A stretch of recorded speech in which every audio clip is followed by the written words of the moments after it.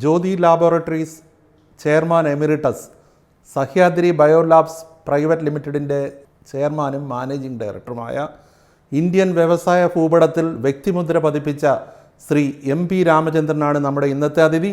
നമസ്കാരം Shri M P Ramachandran. ഇപ്പോൾ Ujala India മുഴുവൻ ഒരു തരംഗം സൃഷ്ടിച്ചു. ഒരുപാട് വഴി വെട്ടിത്തെളിച്ചാണ് അത് ആ ലെവലിലെത്തിച്ചത്. ദീർഘകാലത്തെ പ്രയത്നമുണ്ട് അതിൻ്റെ പിന്നിൽ. ഇപ്പം സഹ്യാദ്രി ബയോലാബ്സ് പ്രൈവറ്റ് ലിമിറ്റഡ് എന്നുള്ള രീതിയിൽ അമൃതവേണി, അതായത് മറ്റേത് വസ്ത്രങ്ങളുടെ വെണ്മയും പിന്നെ അനുബന്ധ പ്രൊഡക്റ്റുകൾ പിന്നെ പല മേഖലയിൽ വന്നെങ്കിൽ ഇപ്പോൾ കേശ സംരക്ഷണത്തിലാണ് കൂടുതൽ. അത് കുട്ടികൾ തൊട്ട് സ്ത്രീകൾ, പുരുഷന്മാർ, ഇങ്ങനെയുള്ള പുതിയ പ്രോഡക്റ്റുകൾ വന്നുകൊണ്ടേയിരിക്കുന്നു. എന്താണ് ഈ മാറ്റത്തിന് പിന്നിൽ? മാറ്റം എന്ന് പറഞ്ഞാൽ ഒരു ബിസിനസ്സുകാരൻ്റെ ചിന്ത എപ്പോഴും സമൂഹത്തിന് എന്തെങ്കിലും പുതുതായിട്ട് കൊടുക്കണം എന്നുള്ളതാണ്. വെറുതെ പണം ഉണ്ടാക്കാൻ മാത്രമല്ല, സംതിങ് യു ടു ഗിവ്. അത് നിങ്ങൾക്ക് കോൺട്രിബ്യൂട്ട് ചെയ്യാൻ നിങ്ങൾക്ക് മാത്രമേ സാധിക്കുള്ളൂ. അപ്പോൾ ഇന്ന് വരെ നമ്മൾ ഹെയറിന് എല്ലാ പ്രോബ്ലംസും ഉണ്ടായിക്കൊണ്ടിരുന്നു. ഒരു തരത്തിൽ അനവധി തരത്തിലുള്ള ഉൽപ്പന്നങ്ങൾ ഉണ്ടായിട്ടുണ്ട്. പ്രത്യേകിച്ച് സൗത്ത് ഇന്ത്യയിൽ, പിന്നെ ഒരു സദേൺ ഏഷ്യയിൽ എന്ന് പറയുകയാണെങ്കിൽ ഒരു ഹെയറിൽ ഓയിൽ യൂസ് ചെയ്യുന്നൊരു ക്യാരക്ടറുണ്ട്. അത് കുറേ കൂടി ഇഫക്റ്റീവായിട്ട് ചെയ്യണം എന്നുള്ള നിലയ്ക്ക് എൻ്റെ മനസ്സിൽ ജ്യോതിയിൽ നിന്ന് റിട്ടയർ ആയപ്പോൾ എൻ്റെ മനസ്സിൽ തോന്നി. അപ്പോൾ നല്ലൊരു R&D സെറ്റപ്പ് ഉണ്ടാക്കി. അതാണ് ഏറ്റവും ആദ്യമായിട്ട് വേണ്ടത്. Something new you to give to government. Consumer എന്ന് വരുമ്പോൾ പുതുതായിട്ട് എന്തെങ്കിലും ഉണ്ടാക്കണം. അപ്പോൾ അതിന് വേണ്ടിയിട്ടൊരു ആദ്യം തന്നെ നമ്മുടെ ഹെയർ കെയർ, പിന്നെ സ്കിൻ കെയർ, ഈ മേഖലയിലേക്ക് ഇന്ന് വരെ ഇല്ലാത്ത ശാസ്ത്രത്തിൽ പറഞ്ഞിട്ടുള്ള എന്തെങ്കിലും പുതുതായിട്ട് കണ്ടുപിടിക്കണം എന്നുള്ള ഒരാഗ്രഹമാണ്. എല്ലാവരും ഉണ്ടാക്കി കൊടുക്കണം, ഞാൻ ഉണ്ടാക്കി, അതിന് എൻ്റെ ആവശ്യമില്ല. Something new has to be given. അപ്പോൾ ഈ ഹെയറിനെ കുറിച്ച് റിസർച്ച് ചെയ്യാനായിട്ട്, അതിനുള്ള ഇന്ന് നിലവിലുള്ള ഉൽപ്പന്നങ്ങളെ കുറിച്ച് നോക്കാനായിട്ട്, പുതിയ ടെക്നോളജി എങ്ങനെ നമുക്കിതിന് ഉപയോഗിക്കാം, പുതിയ ശാസ്ത്രം എങ്ങനെ ഉപയോഗിക്കാം, ഇതിനു വേണ്ടി നല്ലൊരു സയൻറ്റിസ്റ്റുകളുടെ ഒരു ഗ്രൂപ്പ് തന്നെ ഉണ്ടാക്കി. അത് മെയിനായിട്ട് ഇത് മോഡേൺ സയൻസ് എന്ന് പറഞ്ഞാൽ ബയോടെക്നോളജിയാണ്. ആയുർവേദം നമുക്കൊരിക്കലും കുറ്റം പറയാൻ പറ്റില്ല. അത്തരം ദിവ്യദൃഷ്ടിയുള്ള ജ്ഞാനികളും ഉണ്ടാക്കിയുള്ള ഒരു വേദമാണത്. പക്ഷേ എന്നിരുന്നാലും പ്രോബ്ലംസ് ഇന്നും നിലനിൽക്കുന്നു. ക്യാൻ ബി അഡ്രസ് ദാറ്റ് എന്നുള്ള ചിന്താഗതിയാണ് എൻ്റെ മനസ്സിൽ പോയത്. അപ്പോൾ അതിന് കുറേ പഠിക്കാനുണ്ട്. വേൾഡ് ഓവർ ഈ മുടിയര മൂല്യ റിസർച്ച് നടന്നുകൊണ്ടിരിക്കുന്നുണ്ട്. നല്ലൊരു ലൈബ്രറി വേണം, നല്ല എല്ലാ എക്യുപ്മെൻസും വേണം. ഇതെല്ലാം ആദ്യം സെറ്റപ്പ് ചെയ്ത് ആ സ്റ്റഡിയിൽ നിന്ന് വന്നതാണ് നമ്മൾ ഇന്ന് വരെ ഉപയോഗിക്കുന്ന ഹെയർ ഓയിലിംഗ് എന്നുള്ളത്. ഇന്നത്തെ രീതിയിൽ കുറച്ചും കൂടി ശാസ്ത്രീയമായിട്ട് പോകണം എന്നെനിക്ക് തോന്നി. കാരണം പുരുഷന്മാർക്കും സ്ത്രീകൾക്കും നമ്മുടെ സ്കിന്നിൻ്റെ കാര്യത്തിലായാലും ശരി, ഹെയറിൻ്റെ കാര്യത്തിലായാലും ശരി, ഹോർമോൺസാണ് ഇതൊക്കെ നിശ്ചയിക്കുക. സെക്സ് ഹോർമോൺസ് എന്ന് പറയും. അപ്പോൾ ഈസ്ട്രജനാണ് സ്ത്രീകളെ സംബന്ധിച്ചുള്ളത്. സ്കിന്നിൻ്റെ കാര്യത്തിലായാലും ശരി, ഹെയറിൻ്റെ കാര്യത്തിലും ശരി. അന്നേരം വെച്ച് പുരുഷന്മാർക്കാണെന്ന് വെച്ചാൽ ടെസ്റ്റോസ്റ്ററോൺ എന്നുള്ളതാണ്. അതിൻ്റെ വകഭേദമുള്ള ഡൈഹൈഡ്രോ ടെസ്റ്റോസ്റ്ററോൺ. ശാസ്ത്രീയമായിട്ടാണ് ഇത് തയ്യാറാക്കുന്നത് കംപ്ലീറ്റ്. അതായത് ആ രീതിയിലാണ് അതിൻ്റെ വിഭാവനം ചെയ്തത് തന്നെ. എന്തുകൊണ്ട് ഇത് അതുപോലെ തന്നെ കുട്ടികൾ ഒരു 5-8 വയസ്സ് വരെ നമുക്ക് ഹെയർ ഓയിലൊന്നും ഉപയോഗിക്കേണ്ട ആവശ്യമില്ല. നമ്മുടെ നാട്ടിലുള്ള ബന്ധ വെളിച്ചെണ്ണ അങ്ങനെയൊക്കെ ആയിട്ട് ഉപയോഗിച്ച് വരുന്നു. പക്ഷേ ആ ഒരു പ്യൂബർട്ടി വരുന്നതോട് കൂടിയിട്ടാണ് ഈ ഹോർമോൺസിൻ്റെ പ്രവർത്തനം കൂട്ടുന്നത്. അത് ആൺകുട്ടികൾക്കായാലും പെൺകുട്ടികൾക്കായാലും 11-12 വയസ്സ് സമയത്താണ് അതിൻ്റെ ആ ഒരു you are getting into a manliness or feminity എന്ന് പറയുന്നത്, അതിൻ്റെ സിംറ്റംസ്. ആ പീരീഡിലാണ് ഇതിൻ്റെയൊക്കെ പ്രവർത്തനം തുടങ്ങുന്നത്. ഏകദേശം ഒരു 20 ഇയേഴ്സൊക്കെ വരുന്നവരെ അത് വളരെയധികം ഉണ്ടായിക്കൊണ്ട് അത് കഴിഞ്ഞാൽ പിന്നെ സ്റ്റേബിളാവും. രണ്ടിലും ഈ ഹോർമോൺസാണ് പ്രവർത്തിക്കുന്നത്. അപ്പോൾ അങ്ങയുടെ ഒരു ട്രേഡ് മാർക്ക് എന്ന് പറയുന്നത് ഏതൊരു പ്രോഡക്റ്റ് ഇറക്കിയാലും അതിൻ്റെ ഒരു പ്യൂരിറ്റി, അല്ലെങ്കിൽ അത് യാതൊരുവിധ ദോഷവും ചെയ്യാത്തതായിരിക്കും എന്നുള്ള ഉറപ്പ് വരുത്തും. തീർച്ചയായിട്ടും. ഇതിപ്പം ഇതിനു മുമ്പുള്ളത് വസ്ത്രങ്ങളും പിന്നെ ഡിഷ് വാഷ് ഉൾപ്പെടെയുള്ള പല ഇത് മനുഷ്യനെ നേരിട്ട് അപ്ലൈ ചെയ്യുന്ന ഒരു ഇതാണ്. അന്നേരം കൂടുതൽ കരുതലുണ്ട്. സോ അത്രയും നമ്മൾ റിസർച്ച് ചെയ്യണം. എന്തെങ്കിലും പുതിയത് ഉണ്ടാക്കണമെങ്കിൽ റിസർച്ച് കൂടിയേ പറ്റുള്ളൂ. ഓക്കെ, ഗവേഷണങ്ങൾ നടത്തിക്കൊണ്ടിരിക്കണം. 2018 മുതൽ റിസർച്ച് നടത്തുന്നതാണ്. 2021 എൻഡിൽ അഥവാ 2022 നമ്മൾ പ്രൊഡക്റ്റ് പുറത്തിറക്കിയത്. കാരണം അത്രയും അതിൽ സമൂഹത്തിനോട് ബിസിനസ്സുകാർക്ക് ഒരു ബാധ്യത ഉണ്ട്. And we are giving something new എന്നുള്ളത്. പണം ഉണ്ടാക്കാമെന്ന് മാത്രമല്ല, something you to give new.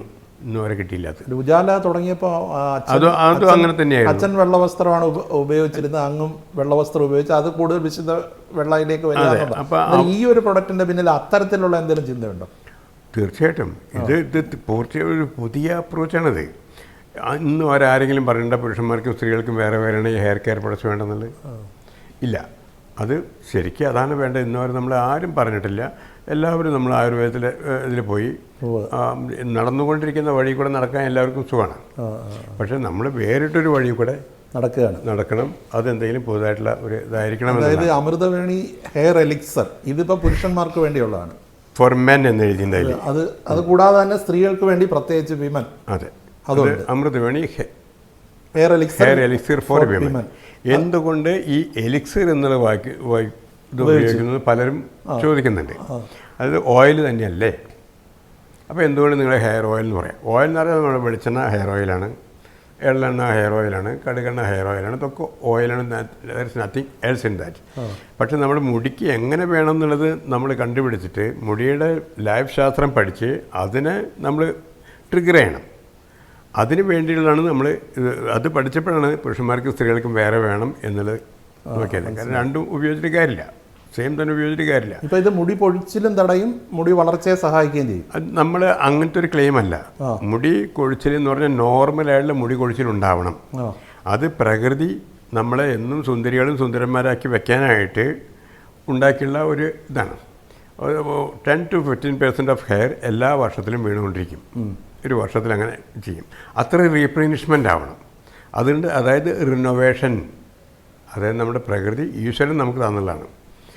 അതല്ലെങ്കിൽ നമ്മൾ ജനിക്കുന്ന കാലത്തുള്ള മുടിയാണ് നമ്മൾ ഒരു 120-ആം വയസ്സിൽ മരിക്കുമ്പോഴും എന്ന് കരുതിയാലോ. അപ്പോൾ ആ മുടി എന്തെല്ലാം ഹാർഷ് ഇത് കാണുന്നുണ്ട് ഇല്ലേ, എല്ലാം അങ്ങനെ തരും. അതല്ലെങ്കിൽ നമ്മൾ ആലിൻ്റെ മുടി കൊഴി ഇല കൊഴിയെന്ന് പറയാം, എല്ലാം ഒരുമിച്ച് കൊഴിയുക, എല്ലാം ഒരുമിച്ച് വരിക, അതും സാധ്യമല്ല. അപ്പോൾ അത് അങ്ങനെ വരാതിരിക്കാനായിട്ട് പ്രകൃതി നിശ്ചയത്തിലുള്ള പുരുഷന്മാർക്ക് ഈ റൊട്ടേഷനിൽ വേണം ചെയ്യാനായിട്ട്. ഒരു മുടിയുടെ ലൈഫ് എന്ന് പറഞ്ഞാൽ ഏവറേജ് 3.5 ഇയേഴ്സാണ്. അപ്പോൾ വീഴണം. അപ്പോൾ അതിന് നമ്മളൊരു അസുഖമായിട്ട് കണക്കാക്കരുത്. അസുഖം മൂലം വീഴുന്നതിന് നമ്മൾ പ്രിവെൻറ്റ് ചെയ്യുന്നു. അതാണ് ഇതിൻ്റെ ഒരു പ്രധാന ദൗത്യം. അതെ. ഇപ്പോൾ അത് കൂടാതെ തന്നെ അമൃതവേണി ഹെയർ ക്ലെൻസിങ് നെക്ടർ, ഇത് ആരെ ഉദ്ദേശിച്ചുള്ളതാണ്? ഇത് നമ്മൾ സാധാരണ ഒരുപാട് ഷാമ്പു ഉപയോഗിക്കുന്നുണ്ട്. ഇതിൻ്റെ ജൂനിയറും ഉണ്ട്. അതിപ്പോൾ തുടങ്ങിയതാണ്. അതായത് ഷാമ്പു ഉപയോഗിക്കുക എന്ന് പറഞ്ഞാൽ ഒരു സാധാരണ ഇതിലും എണ്ണയൊക്കെ പോകാനായിട്ട്. പക്ഷേ ഷാമ്പൂവിൽ ഇന്ന് നിലവിലുള്ള ഷാമ്പൂവിൽ ഒരുപാട് സർഫക്റ്റൻസ്, ഹാർഡായുള്ള സർഫക്റ്റൻസ് ഉണ്ട്. അതുകൊണ്ടാണ് മുടി ഇങ്ങനെ എല്ലാ എണ്ണയും പോയിട്ട് ഇങ്ങനെ പാറി നിൽക്കുന്നത്. അതിനെ കൺട്രോൾ ചെയ്യാനായിട്ട് ഒരു പറയും നിങ്ങൾ കണ്ടീഷണർ ഉപയോഗിച്ചോ എന്ന് പറയും. അപ്പോൾ അവിടെ ആ മുടിയുടെ ആ ക്യൂട്ടക്സ് പുറത്തെ പാളിനെ അത് പൊട്ടിക്കുകയാണ് ചെയ്യുന്നത്. മീൻസ് അത്രയും ഇപ്പം നമ്മൾ സാധാരണ ഇതിൽ മുടി കൊഴിയണതിൻ്റെ ഒരു 60% to 70% മുടി പൊട്ടിപ്പോകുന്നതാണ്, പറഞ്ഞു പോകുന്നതല്ല. ഇൻഫാക്റ്റ് ചിലപ്പോൾ അതിന് കൂടുതൽ. ഇപ്പോൾ ഹെയർ ഡൈ ഉപയോഗിക്കുമ്പോൾ മുടി പൊട്ടിപ്പോവും. ഓക്കെ, അതുപോലെ തന്നെ ഹാർഷായുള്ള ഷാമ്പു ഉപയോഗിക്കുമ്പോൾ അത് പൊട്ടിപ്പോവും. അപ്പോൾ അതുപോലെ പൊട്ടിപ്പോകാത്ത, അത് ആ പൊട്ടിപ്പോകൽ കുറയ്ക്കുന്ന അത്രയും സോഫ്റ്റ്നെസ് ഉള്ളതാണ് നമ്മുടെ നെക്ടർ. മൈൽഡായിട്ടുള്ള, വളരെ മൈൽഡാണ്. അതിപ്പോൾ നമ്മൾ എല്ലാ ഏജിലും ഉപയോഗിക്കാം. പക്ഷേ കുട്ടികളുടെ കാര്യത്തിലോ ഇന്ന് വരെ അങ്ങനെ പ്രൊഡക്റ്റ് ഇല്ല. കുട്ടികൾക്ക് വേണ്ടി പ്രത്യേകം ബേബി ഷാമ്പൂ എന്നുള്ളതുണ്ട് ചെറിയ കുട്ടികൾക്ക്. വാസ്തവത്തിൽ ആ കുട്ടികൾ ആ പ്രായത്തിൽ ഷാമ്പൂ തയ്ക്കേണ്ട ആവശ്യമില്ല. പക്ഷേ ആ ഒരു ബേബി ഷാമ്പൂ കുട്ടികൾക്ക് 3-4 വയസ്സ് വരെ എന്ന് പ്രതീക്ഷിക്കാം. പ്രസവിച്ച അന്ന് മുതൽ അതിന് ബേബി ഷാമ്പൂ പറയും. പക്ഷേ ഈ ഒരു നമ്മുടെ സ്കാർപ്പ് വളരെ ടെൻഡറാണ്, വളരെ മൃദുലാണ്. ഒരു 6 വയസ്സ് മുതൽ കുട്ടികൾക്ക് മുടി എൻ്റെ മതിരി മുടിയാവണം എന്ന് പറഞ്ഞാൽ മുടിക്ക് വലിയ കുട്ടികൾ അവരെന്നെ പറയും. ഓക്കെ, അപ്പോൾ അവർക്ക് ഷാമ്പൂ ഉപയോഗിക്കും. അത് ഈ ഹാർഷായുള്ള ഷാമ്പൂണൊന്നും ഉപയോഗിച്ചുകൊണ്ടിരിക്കുന്നത്. അപ്പോൾ അതിന് ആ ഇളം സ്കാൽപ്പിനും ഇളം മുടിക്കും കേടുപാടുകൾ വരുത്താത്ത രീതിയിൽ അത്രയും സോഫ്റ്റായിട്ട് കണ്ണിൽ പോയാൽ പോലും നമ്മൾ എരിച്ചിലറിയില്ല. കുട്ടികൾക്ക് അതൊരു വലിയൊരു പ്രോബ്ലമാണല്ലോ. അത് കണ്ടിട്ട് ആ രീതിയിലുള്ള ഫോർമുലേഷൻ ഉണ്ടാക്കി കുട്ടികളെ ആ ഇത് ചെയ്യുന്നത് എൻജോയ് ചെയ്യുന്നത്. എന്നാലും ആ രീതിയിലുള്ള പ്രൊഡക്റ്റാണ്. അതെ, അപ്പോൾ കുട്ടികൾ എൻജോയ് ഏത് പ്രൊഡക്റ്റ് ആയാലും ശരി അതിനൊരു what it is giving to the consumer എന്നുള്ളത്. മറ്റൊന്ന് അമൃതവേണി ലൈസ് കിറ്റ്, അത് എനിക്കൊന്ന് പേനൊക്കെ, അതായത് പ്രത്യേകിച്ച് ഈ സ്കൂൾ തുറക്കുന്ന കാലത്ത്, ആ കാലത്ത് സ്കൂൾ കുട്ടികൾക്ക് ഉണ്ടാവുന്നതാണ് കൂടുതൽ. എല്ലാവർക്കും ഉണ്ട്. പക്ഷേ ഈ പ്രായത്ത് നമ്മൾ അങ്ങോട്ടും ഇങ്ങോട്ടും ഒരു തലയിൽ ഇല്ലെങ്കിൽ തന്നെ മറ്റൊന്ന് എങ്ങനെയും വരും. ഇത് വലിയൊരു ഉപദ്രവം തന്നെയാണ്. അല്ലേ? അതൊരു ഒരു എക്സ്റ്റേണൽ പാരസൈറ്റാണ്, നമ്മുടെ ചൊറി പോലുള്ളതല്ല. അവർ വരും, അവരുടെ ലൈഫ് സൈക്കിളുണ്ട്, അവർ കടിക്കും, അവർ രക്തം കുടിക്കും. പക്ഷെ നമ്മുടെ അതൊരു അസുഖമല്ല, പക്ഷെ വലിയ ശല്യമാണ്. അതിന് നമ്മൾ ഇഫക്റ്റീവായിട്ട് പല കെമിക്കൽസ് ഇട്ടുള്ള പ്രൊഡക്റ്റുകൾ അവൈലബിളാണ്. അത് വെച്ചാൽ തന്നെ മിക്കവാറും തലവേദന ഉണ്ട് ഇങ്ങനത്തെ ഒക്കെ പറയും. നമ്മൾ വളരെ ശാസ്ത്രീയമായിട്ട് കൊടുക്കാൻ പറ്റുമെന്നാണ് നമ്മൾ നോക്കിയത്. അപ്പോൾ കുട്ടികൾക്കുള്ള ഒരു ലൈസ്കറ്റിക് ഈ പാന് നമ്മൾ കൊല്ലുന്നില്ല, അവരെ നമ്മൾ ഒരു മീൻസ് പിടുത്തം പിടിക്കുകയാണ് ചെയ്യുന്നത്. എന്നിട്ട് നമ്മൾ കളയണം. പാർശ്വഫലങ്ങളൊന്നുമില്ല അല്ല, അത്രയും കുട്ടികൾക്ക് വളരെ സന്തോഷമാണ് ഉപയോഗിച്ചത്. അതിൻ്റെ നല്ല ഒരു ഇഫക്റ്റ് കിട്ടുക. അപ്പോൾ അത് ഉണ്ടാക്കി കൊടുത്തപ്പോൾ എല്ലാവരും പറയുന്നത് തന്നെ വേണം എന്ന് പറയണം. ഓക്കെ. ഇപ്പോൾ അമൃതവേണിയുടെ പ്രോഡക്റ്റുകൾ ഇപ്പം വളരെ സജീവമായിട്ട് വിപണിയിൽ എത്തിക്കഴിഞ്ഞു കേരളത്തിലെമ്പാടും. അങ്ങ് ഈ ഉജാല തുടങ്ങിയ സമയത്ത് എനിക്കിപ്പോഴും ഓർമ്മയുണ്ട്, ഈ തൂവെള്ള പൂക്കൾ തൻ പുഞ്ചിരി പോൽ വെള്ളയുടുപ്പിന് ഉജാല തന്നെ. പിന്നെ എനിക്ക് തോന്നുന്നു അങ്ങനെ അനവധിയുണ്ട്. കൃത്യം ഉജാലയിൽ നിൽക്കുന്ന വസ്ത്രങ്ങൾ നിത്യവും പുത്തനായി എന്ന് തോന്നിച്ചു. അത്തരത്തിലുള്ള പരസ്യങ്ങൾ വല്ലതും ആലോചിക്കുന്നുണ്ട്? അത് ഇമ്മീഡിയറ്റ് എൻ്റെ മനസ്സിൽ വന്നിട്ടില്ല. പക്ഷേ ആ തൂവെള്ളപ്പൂക്കളത്തിന് പുഞ്ചിരി പോലെ അത് ഞാൻ തന്നെ എഴുതിയതാണ്. പക്ഷേ അതിനുശേഷം നമ്മുടെ കുട്ടിശങ്കരമാണ് പുള്ളിക്കാട്ടുള്ളവർ അങ്ങോരാണ് പിന്നെ റേഡിയോ പരസ്യങ്ങളൊക്കെ ഏറ്റെടുത്ത് 2 വരി അങ്ങോരും ആഡ് ചെയ്തു. പക്ഷെ അത് കുമ്മിയടിയായി പല രീതിയിലായി, വഞ്ചിപ്പാട്ട് എല്ലാം. അത് പക്ഷേ അക്ഷരശ്ലോക മത്സരം അങ്ങനെ അനവധിയുണ്ട്. അതായത് നമ്മുടെ ഹൃദയത്തിൽ, കൺസ്യൂമറുടെ ഹൃദയത്തിൽ നമ്മൾ ഉറങ്ങിക്കിടക്കുന്ന ചില ഇതുണ്ട്, അതിന് നമ്മൾ തൊട്ടുണർത്തുകയാണ് ചെയ്തത് അന്നിരുന്ന്. അതിപ്പോൾ ഇത്ര വർഷം കഴിഞ്ഞിട്ട് ആൾക്കാർ ഓട്ടം തുള്ളൽ വന്നു, അങ്ങനെ പലതും. താങ്കളൊരു ഡോക്ടർ ആകാനാണ് ആഗ്രഹിച്ചിരുന്നതെങ്കിലും താങ്കളുടെ ഉള്ളിലൊരു സാഹിത്യപ്രേമി ഇല്ലായിരുന്നു? അതായിരിക്കത്തില്ല ഇത്തരം ഈ ഭാഷയോടുള്ള താല്പര്യം, ഈ അക്ഷരശ്ലോക മത്സരം ഇങ്ങനെയുള്ള എല്ലാം വന്നത്? തീർച്ചയായിട്ടും അതിൻ്റെ കുറച്ച് ഇതുണ്ട്. അത് എല്ലാവരും മനസ്സിലും മിക്കവാറുമുള്ള ആൾക്കാരുടെ മനസ്സിലൊക്കെ ഉണ്ടാവും. എനിക്ക് മാത്രമായിട്ടുള്ളതല്ല, പക്ഷേ ഞാൻ പലതും പഠിക്കുന്ന കാലത്തും പാഠമാല എനിക്ക് ഇഷ്ടമായിരുന്നു, പദ്യങ്ങൾ ഇഷ്ടമായിരുന്നു. അപ്പോൾ അത് കുറേയൊക്കെ നമ്മുടെ മനസ്സിലുണ്ടായിരിക്കും. പിന്നെ കുറേയൊക്കെ വായിക്കുമായിരുന്നു. ഇപ്പം അത്ര വായിക്കാനുള്ള ഇപ്പം സീരിയസ് മാറ്റേഴ്സ് ഇപ്പോൾ വായിക്കാനുള്ളത്. അന്നത്തെ കാലത്ത് പഠിക്കുന്ന കാലത്ത് അങ്ങനത്തെ കാര്യങ്ങളൊക്കെ ഉണ്ടായിരുന്നു. എങ്കിലും സാഹിത്യത്തോടൊരു ഇഷ്ടമായിരുന്നു. ഇഷ്ടമുണ്ട്, അതിപ്പോഴും ഉണ്ട്. ഓക്കെ, ആ ഉള്ളിൽ കിടന്ന ഒരു ഇഷ്ടമാണ് ഈ രീതിയിലൊക്കെ പരസ്യമായി. നമ്മളൊരു സാഹിത്യകാരനും അങ്ങനെ തോന്നുന്നില്ല. എന്നാലും നമ്മൾ ആദ്യം എഴുതിയുണ്ടാക്കി. പിന്നെ ഈ കുട്ടിശങ്കരമൻ എഴുതുന്നതൊക്കെ എൻ്റെ അടുത്ത് വന്നിട്ട് അതിനെ നമ്മൾ എഡിറ്റ് ചെയ്യും. പിന്നെ ബാക്കിയുള്ള കാര്യങ്ങളൊക്കെ കംപ്ലീറ്റ് കലാകാര്യങ്ങളൊക്കെ അദ്ദേഹം ഇല്ല ഇപ്പോൾ. അതോടുകൂടി അതിൻ്റെ ലൈഫ് പോയി. ഇപ്പോൾ നമ്മൾ ഈ സംഭാഷണം തുടങ്ങിയപ്പോൾ അങ്ങ് പറഞ്ഞു ഇപ്പോൾ ജ്യോതി ലാബറട്ടറീസിൻ്റെ എമിറേറ്റസ് ചെയർമാനാണ്, റിട്ടയർ ചെയ്തു എന്ന് പറഞ്ഞു. അങ്ങനെ ഒരു റിട്ടയർമെൻ്റ് ഉണ്ടോ വ്യവസായത്തിൽ? ഉണ്ട്. അതായത് പബ്ലിക് ലിമിറ്റഡ് കമ്പനി ആകുമ്പോൾ പബ്ലിക്കാണ്. സോ അവിടെ എനർജറ്റിക്കലും അവർ എല്ലാവരും റിട്ടയർ ചെയ്യുന്ന പോലെ ഇവിടെ റിട്ടയർമെൻറ്റ്. സാധാരണ ആൾക്കാർക്ക് കമ്പനിയുടെ റൂൾസ് 58 or 60 ആയിരിക്കും. ഇവിടെ ഒരു 70-75 വയസ്സ് വരെയാണ് നമുക്ക് അത് വരാം. പിന്നെ നമ്മൾ ന്യൂ ജനറേഷൻ, കാരണം ടെക്നോളജി മാറുകയാണ്. ഇവിടുത്തെ ന്യൂ ജനറേഷനിൽ വരുന്ന ടെക്നോളജികളൊന്നും എനിക്കറിയില്ല, വസ്തു പറഞ്ഞില്ലേ. അപ്പോൾ എൻ്റെ മകള് അതിനനുസരിച്ച് വളർന്നു വന്നു, Jyothi. And she is fully capable. അവളുടെ എഡ്യൂക്കേഷനൊക്കെ അങ്ങനെയാണ്, ഫോറിൻ എഡ്യൂക്കേഷനുണ്ട്, എല്ലാം ഉണ്ട്. ഇപ്പം ദൈനംദിന പ്രവർത്തനങ്ങളിൽ ഇടപെടുന്നില്ല ജ്യോതി ലാബോറട്ടറി? ഇല്ല. ബോർഡ് മീറ്റിംഗ്സ് അതര അല്ലെങ്കിൽ എന്തെങ്കിലും പുതിയ കാര്യങ്ങളുണ്ടെങ്കിൽ അവരെന്നോട് ചോദിക്കും, സംസാരിക്കാറുണ്ട്. അത് വെച്ചിട്ട് അവർ താമസം പക്ഷേ ബോംബെ തന്നെയാണ് അല്ലേ? അതെ. ഇടയ്ക്കിടയ്ക്ക് കേരളത്തിൽ വരും. ഇടയ്ക്ക് ഈ കാര്യത്തിന് പറഞ്ഞാണ്. ഇപ്പോൾ ഇത് കൂടുതലൊരു ഫ്രീക്വൻസി ആയി. അല്ലെങ്കിൽ നമ്മുടെ നാട് ഇവിടെ നാടിനോടുള്ള കേന്ദ്രത്തിനോടുള്ള ഒരു അഭിരുചി എല്ലാവർക്കും ഉണ്ടായിരിക്കും. അപ്പോൾ നാട് നമ്മുടെ സ്വന്തം നാട്. അല്ല, ഉജാല വന്ന വഴി എന്ന് പറഞ്ഞാൽ ഇപ്പോൾ ആദ്യം 83-ൽ ഇത് തുടങ്ങുമ്പോൾ 5000 രൂപ മൂലധനത്തിൽ നിന്ന് പിന്നെ 100 കോടി 1000 കോടി ഇങ്ങനെ വലിയ രീതിയിൽ സഹസ്ര കോടികളിലേക്ക് ഇത് വളർന്നു. അതായത് താങ്കൾ ഈ ഒരു വഴി വെട്ടിത്തെളിച്ചതെന്ന് പറഞ്ഞാൽ അതൊരു വലിയ ഒരു മനുഷ്യ പ്രയത്നത്തിൻ്റെ ഒരു വലിയ എന്താ പറയുക അടിസ്ഥാനം അതിൻ്റെ പിന്നിലുണ്ട്. എന്നിട്ട് ഇനിയിപ്പോൾ ഇതിനു വേണ്ടിയുള്ളൊരു അമൃതവേണിയും ആ ലെവലിൽ കൊണ്ടുപോവുകയാണോ ലക്ഷ്യം? അമൃതവേണി അവിടെ നിൽക്കില്ല. ഇല്ല. ഓക്കെ, അമൃതവേണിയല്ല, അമൃത് വേണി. അമൃത് വേണി. വേണി എന്ന് പറഞ്ഞാൽ മുടി. ഓക്കെ, മുടിക്കുള്ള അമൃത്. അമൃതവേണി എന്ന് പറഞ്ഞാൽ കുറച്ചും കൂടി ഒരു മീനിങ് മാറി. അപ്പോൾ ഇതിൻ്റെ പേര് കൊടുത്തിരിക്കുന്നത് അമൃത് വേണി. അതായത് മുടിക്കുള്ള അമൃതാണിത്. അത് ഈ കേരളം കടന്ന് ഇന്ത്യയിലെ ഇതര സംസ്ഥാനങ്ങളിലേക്കും പോകും. ഇപ്പോൾ നമ്മൾ ഓർഗനൈസ്ഡ് മാർക്കറ്റിംഗ് നമ്മൾ കേരളത്തിൽ മാത്രമേ ചെയ്യുന്നുള്ളൂ. ആദ്യ കാലഘട്ടത്തിൽ ഫസ്റ്റ് സ്റ്റേജിൽ ഉജാല ഉൽപ്പന്നങ്ങൾ അങ്ങ് സ്കൂട്ടറിൽ പോലും കൊണ്ടുപോയി വിതരണം ചെയ്തിട്ടുണ്ടെന്ന്. അത് നമ്മൾ ആദ്യം വളരെ ചെറുതായിട്ട് തുടങ്ങുമ്പോൾ നമ്മൾ നോട്ടീസ് ചെയ്യപ്പെടുന്നില്ല. പ്രൊഡക്റ്റ് നമ്മൾ ഓരോ വീടുകളിൽ കൊടുത്തിട്ടാണ് ആദ്യം ഇത് ചെയ്തത്. പക്ഷേ അവരൊക്കെ വീണ്ടും വീണ്ടും റിപ്പീറ്റഡ് ആയിട്ട്. അപ്പോൾ ചില കടകളിൽ കൊടുത്തു തുടങ്ങി. ആ കടകളിൽ നിന്ന് കൂടുതൽ കൂടി റിപ്പീറ്റഡ് ആയിട്ട് വരാൻ തുടങ്ങി.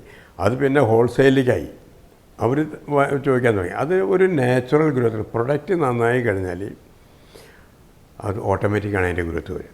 പിന്നെ കുറച്ച് പരസ്യം കൂടി ആയി കഴിഞ്ഞാൽ അത് കേരളം കടന്ന് അപ്പുറത്തേക്ക് പോയതൊക്കെ സ്വയം പോയതാണ്. പിന്നെ അതിനനുസരിച്ച് നമ്മളവിടെ മാർക്കറ്റിംഗ് വികസിപ്പിച്ചു. വിപണിയിൽ അന്ന് ഒരു പ്രൊഡക്റ്റ് എത്തിക്കുന്നതിനെക്കാട്ടിൽ എളുപ്പമാണോ ഇന്നൊരു പ്രൊഡക്റ്റ് എത്തിക്കുന്നത്? സാങ്കേതിക വിദ്യ വളരെ വളർന്നു. സാങ്കേതിക വിദ്യ ഇപ്പോൾ ഓൺലൈൻ സെയിൽസ് അന്നുണ്ടായിരുന്നില്ല. അന്ന് ഷോപ്പ് ടു ഷോപ്പായിരുന്നു. ഓക്കെ, ഇന്ന് ഓൺലൈൻ സെയിൽസ് ഉണ്ട്. പല ഇന്നത്തെ അതൊരു വിപ്ലവമാണ്. ഓൺലൈൻ സെയിൽസ് ഉണ്ട്, അതുപോലെ തന്നെ മാൾസ് ഉണ്ട്. ഇതൊന്നും അന്നല്ല. ചെറിയ കടകൾ അവിടെയൊക്കെ നമ്മൾ പോകണം. അവിടെ നല്ല വിസിബിളാണ്. ഇപ്പോൾ വയ്ക്കുന്ന കടകളിൽ ആ വിസിബിലിറ്റി കിട്ടാൻ ബുദ്ധിമുട്ടാണ്. അത്രയും ക്രൗഡഡാണ്. അന്ന് പ്രൊഡക്റ്റുകൾ ഉണ്ടായിരുന്നതിന് വളരെ കുറവായിരുന്നു. ഇപ്പോൾ ഒരുപാട് പ്രോഡക്റ്റുകൾ വന്നു. ഒരുപാട് പ്രൊഡക്റ്റുകൾ, അതിൻ്റെ ക്യാരക്ടേഴ്സ്, ഉപയോഗങ്ങൾ ഇതൊക്കെ മാറിയിട്ടുണ്ട്. അന്ന് വളരെ കുറച്ച് പ്രൊഡക്റ്റിലേ ഉള്ളൂ. പക്ഷേ താങ്കൾ ഇത് കേരളത്തിൽ നിന്ന് ഉത്തരേന്ത്യയിലേക്ക് ഈ പ്രൊഡക്റ്റുമായിട്ട് എത്തുമ്പോൾ അവിടെ വൻ കുത്തകകളുണ്ടായിരുന്നു. ഹിന്ദുസ്ഥാൻ ലിവർ അടക്കമുള്ള വൻ ഭീമന്മാർ. അവിടെ എങ്ങനെയാണ് ഒരു വഴി വെട്ടി കയറിയത്? അതായത് ഉത്തരേന്ത്യയിൽ എന്ന് പറയുന്നത് നമ്മൾ സ്റ്റെപ്പായിട്ട് ഇവിടുന്ന് തമിഴ്നാട്ടിൽ പോയി, കർണാടകയിൽ പോയി, അത് കഴിഞ്ഞിട്ട് ആന്ധ്രയിൽ പോയി, സൗത്ത് ഇന്ത്യ കംപ്ലീറ്റ് ആയി. അപ്പോൾ തന്നെ ഈ മെട്രോസിലൊക്കെ ഒരു ഏകദേശം 40% സൗത്ത് ഇന്ത്യൻസാണ്. അവർക്ക് ആവശ്യങ്ങൾ വന്നു. ഇവിടുത്തെ സൗത്ത് ഇന്ത്യൻ കടകൾ അവിടെ ഉണ്ട്. ഇവിടുന്ന് ഉള്ളി, മഞ്ഞൾ, ഈ വക സാധനങ്ങളൊക്കെ കൊണ്ടുപോയി വിൽക്കുന്ന ധാരാളം, നേന്ത്രപ്പഴം, പപ്പടം ഇതൊക്കെ കൊണ്ടുപോയിട്ട് വിൽക്കുന്ന ധാരാളം തമിഴ് കടകളുണ്ട്. ഇവരെന്തായാലും ഓട്ടോമാറ്റിക്കായിട്ട് കൊണ്ടുപോകാൻ തുടങ്ങി. അതേപോലെ തന്നെയാണ് ഗൾഫിലും. ഇവിടെ വരുന്നവർ കംപ്ലീറ്റ് ഈ പ്രൊഡക്റ്റ് അവിടെ ഇല്ല. അപ്പോൾ ആർക്കെങ്കിലും ഗിഫ്റ്റ് കൊടുക്കാനോ അല്ലെങ്കിൽ ഒരു വർഷത്തെ ഉപയോഗത്തിന് വേണ്ടി അവരെ പെട്ടി അടക്കുന്നതിൽ ഒരു പ്രധാന വിഭവമായിരുന്നു ഒരു ഡസൻ 2 ഡസൻ വാങ്ങിച്ചു വയ്ക്കുക എന്നുള്ളത്. അതേപോലെ തന്നെ ഇവിടുന്ന് നമ്മൾ സൗത്ത് ഇന്ത്യൻ ഗുഡ്സ് കൊണ്ടുപോകുന്ന എല്ലാ ഷിപ്പിലും ഇത് തന്നെത്താൻ പോയി. അങ്ങനെ അവിടെ പ്രചാരമായി. ശരി. ഇപ്പോൾ എന്ന് പറഞ്ഞാൽ ഗൾഫിലും അതുപോലെ തന്നെ മലേഷ്യയിൽ നമ്പർ 1 ബ്രാൻഡാണത്. അല്ല, ഉത്തരേന്ത്യൻ വ്യവസായ ലോബിക്ക് തകർക്കാനും തളർത്താനും പറ്റുന്ന രീതിയിലായിരുന്നില്ല ഇതിൻ്റെ വളർച്ച, അല്ലേ? അല്ല, അതങ്ങനെയല്ല. പ്രൊഡക്റ്റ് ഡിഫറൻസിയേഷൻ ഉണ്ട്. ഈ പ്രൊഡക്റ്റ് ആദ്യം ആൾക്കാർ നെഗ്ലക്റ്റ് ചെയ്തു. വലിയ കമ്പനികൾ നെഗ്ലക്റ്റ് ചെയ്തു. ഇത്രയും വളർന്നപ്പോഴാണ് അവർ ഉണർന്നത്. ആ രീതിയിലുള്ള ഒരു ഇതായിരുന്നല്ലോ. ആ ഉണർന്ന് കഴിഞ്ഞപ്പോഴേക്കും പിന്നെ ഈ വൈറ്റ് യൂസേജ് കാറ്റഗറി വളരെയധികം കുറഞ്ഞു പോയി. പണ്ടത്തേക്കാൾ വളരെയധികം കുറഞ്ഞു പോയി. പക്ഷേ വലിയ കമ്പനികളൊക്കെ വന്നു. പക്ഷേ ഇതിനേക്കാൾ മേന്മയുള്ളൊരു പ്രൊഡക്റ്റ് കൊണ്ടുവരാനായിട്ട് സാധിച്ചില്ല. ഈവൻ ലിവേഴ്സ് അടക്കം വന്നിട്ടുണ്ടായിരുന്നു. മറ്റേ പിടിയിലായിട്ട് വന്നിട്ട് അങ്ങനെ വലിയ വലിയ കമ്പനികളൊക്കെ വന്നിട്ടുണ്ടായിരുന്നു. പൊതുവേ ഈ ദക്ഷിണേന്ത്യയിൽ നിന്ന് വരുന്ന വ്യവസായങ്ങളെ വിഴുങ്ങാൻ അല്ലെങ്കിൽ വാങ്ങിക്കാനായിട്ട് ആ രീതിയിലൊരു അറ്റംപ്റ്റ് ഇതിൻ്റെ ഉണ്ടായോ? അങ്ങനെയല്ല. അതിപ്പോൾ എൻ്റെ നമ്മളെ സമീപിച്ചിരുന്നോ? ഇല്ല. കാരണം അത് അവൈലബിൾ അല്ല. ഓക്കെ, ഞാനുള്ളിടത്തോളം കാലം നമ്മൾ ഉണ്ടാക്കണതൊക്കെ നെക്സ്റ്റ് ജനറേഷൻ കൈമാറുക എന്നുള്ളതല്ലാതെ നമ്മുടെ ഒരു പ്രൊഡക്റ്റും വിൽക്കാനുള്ളതല്ല, ബ്രാൻഡുകൾ വിൽക്കാനുള്ളതല്ല. അല്ല, ഞാൻ ചോദിക്കുന്നത് വൻ കുത്തകൾ ഇത് വാങ്ങിക്കാൻ താല്പര്യം പ്രകടിപ്പിച്ചിരുന്നോ? ഇല്ല, അങ്ങനെ എന്നെ ആരും സമീപിച്ചില്ല. ഇല്ല. അവർ സ്വയം റിസർച്ച് ചെയ്തിട്ട് ആ തരം പ്രൊഡക്ട്സ് ഉണ്ടാക്കിയിട്ടുണ്ട്. പക്ഷേ അതിനേക്കാൾ മേന്മയുള്ള പ്രൊഡക്റ്റ് ഉണ്ടാക്കാനും സാധിച്ചില്ല. അപ്പോൾ കൺസ്യൂമറുടെ മനസ്സിലൊരിതുണ്ട്. അതായത് ഞാൻ ഇത്രയും 30 കൊല്ലമായിട്ട് ഉപയോഗിച്ചുകൊണ്ടിരിക്കുന്ന ഒരു product, I M fully trusting this. ഇതിനേക്കാൾ എഡീഷണലായിട്ട് നിങ്ങൾ എന്താ ക്വാളിറ്റി തരിക? അത് പറയാനായിട്ടൊന്നുമില്ല, ആരുടെ അടുത്തുമില്ല. അപ്പോൾ അതുകൊണ്ട് ഇത് അതിൻ്റെ ആധിപത്യം സ്ഥാപിച്ചു. ഇപ്പോൾ ഈ 5000 രൂപയുടെ മൂലധനത്തിൽ തുടങ്ങി വ്യവസായ ശൃംഖലയായി വളർന്നപ്പോൾ ഒരു വാശി ഉള്ളിൽ എപ്പോഴും ഉണ്ടോ? ഇങ്ങനെ മേളിലോട്ട് വേണ്ട വാശിയല്ല. നമ്മൾ ചെയ്യുന്ന വർക്കുകൾ അത് വളരെ മിതമായിട്ടേ ചെയ്യുള്ളൂ. ഇപ്പോൾ കടം വാങ്ങിച്ച് അതിൽ മുടിയ അങ്ങനെയുള്ളതില്ല. 5000 രൂപയായിരുന്നു എന്ന് തുടങ്ങിയതെങ്കിലും ക്യാപിറ്റൽ ഇതിൽ കൂടുതൽ പോയിട്ടുണ്ട്. കാരണം ഒക്കെ കടം മേടിച്ചിട്ട് ചെറിയ നോർത്ത് ഇന്ത്യയിൽ ബോംബെയിൽ ഇരുന്നിട്ട് ഇഷ്ടംപോലെ 5000, 10,000 ഇൻഡിവിജ്വൽസ് ബ്രോക്കേഴ്സ് കൊണ്ടുവരും. അതൊക്കെ നമ്മൾ ഉപയോഗിച്ചു. അപ്പോൾ താങ്കൾക്ക് ഈ അക്കൗണ്ടൻ്റ് ആയിരുന്നു ജോലി ചെയ്തിരുന്നതിൻ്റെ ഒരു പരിചയം ഇതിന് വളരെ സഹായിച്ചിട്ടുണ്ട്, അല്ലേ? താങ്കൾ ഇതിനു മുമ്പ് ഒരു കമ്പനി തുടങ്ങുന്നതിന് മുമ്പ് അക്കൗണ്ടൻ്റായി ഒരു 12 വർഷം ഞാൻ ആ ഫീൽഡിൽ വർക്ക് ചെയ്തു. പക്ഷേ അവിടെ ആയിരിക്കുമ്പോൾ അതൊരു ഫൾക്രം പോലെയാണ്. എല്ലാ ഡിപ്പാർട്ട്മെൻറ്റായിട്ടും നിങ്ങൾ ബന്ധപ്പെടണം, മാർക്കറ്റിംഗായിട്ട് ബന്ധപ്പെടണം. അപ്പം സ്റ്റാഫിൻ്റെ കൺട്രോള്, സെയിൽസ് സ്റ്റാഫിൻ്റെ control, raw materials purchase, payment, എല്ലാ ഘടകങ്ങളും അക്കൗണ്ട്സിൽ വന്ന് നിൽക്കുള്ളൂ. പിന്നെ നമുക്ക് തോന്നും ഇതിൻ്റെ ഈ അറിവ് കംപ്ലീറ്റ് എല്ലാ ടാക്സേഷൻ മാറ്റേഴ്സ് കംപ്ലീറ്റ് ടാക്സേഷൻ. ഇപ്പോൾ അന്ന് GST ആയിരുന്നില്ല, സെയിൽ ടാക്സ് ആയിരുന്നു.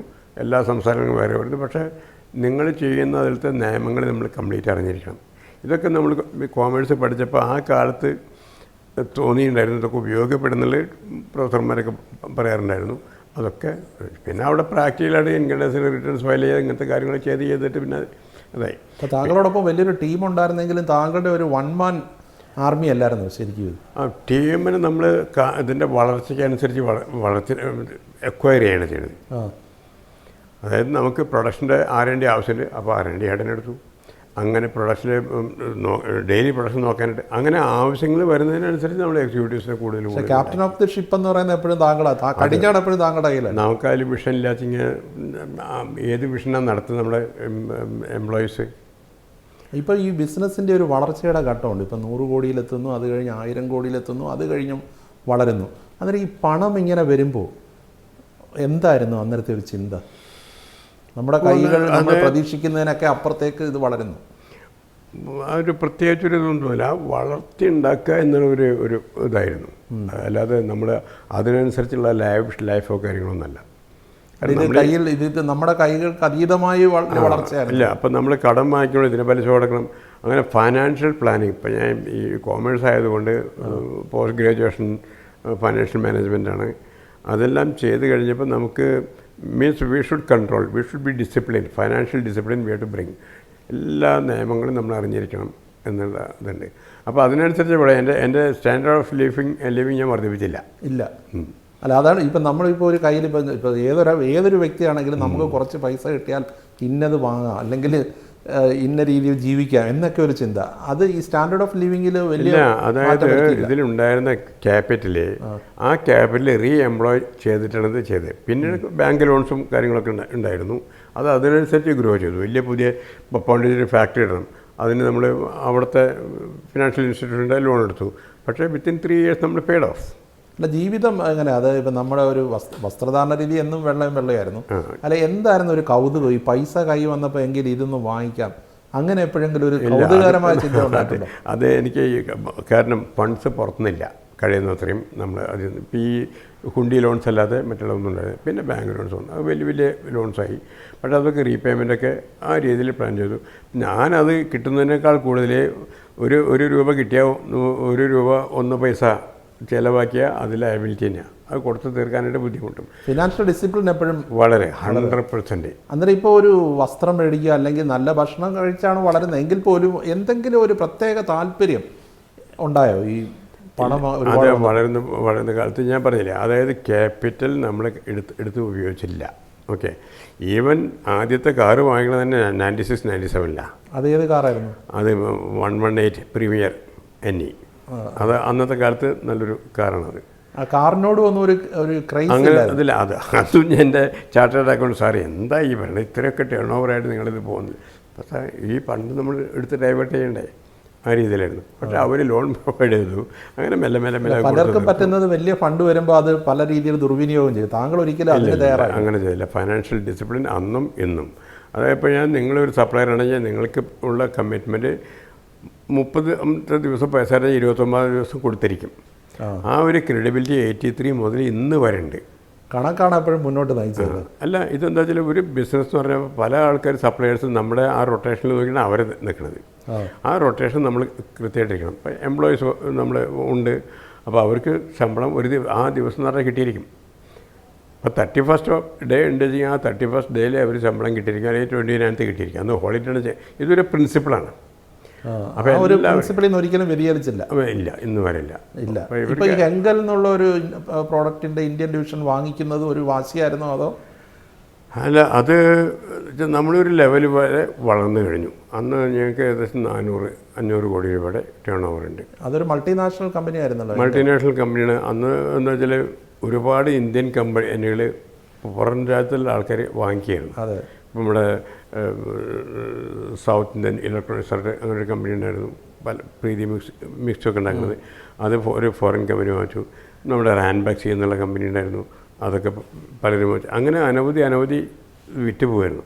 നമ്മൾ രാഷ്ട്രം വലുതാണെങ്കിൽ രാഷ്ട്രത്തിലുള്ള അവർ സ്വയം പര്യാപ്തമാണോ, അവർ പുതിയ പുതിയ കാര്യങ്ങൾ കണ്ടു. അപ്പോൾ അങ്ങനെ ഒരു ഇത് തോന്നി. അവർ വിൽക്കുകയാണെന്ന് അറിഞ്ഞപ്പോൾ നമ്മൾ പെട്ടെന്ന് തന്നെ അതിൻ്റെ ആക്ഷൻ എടുത്തു.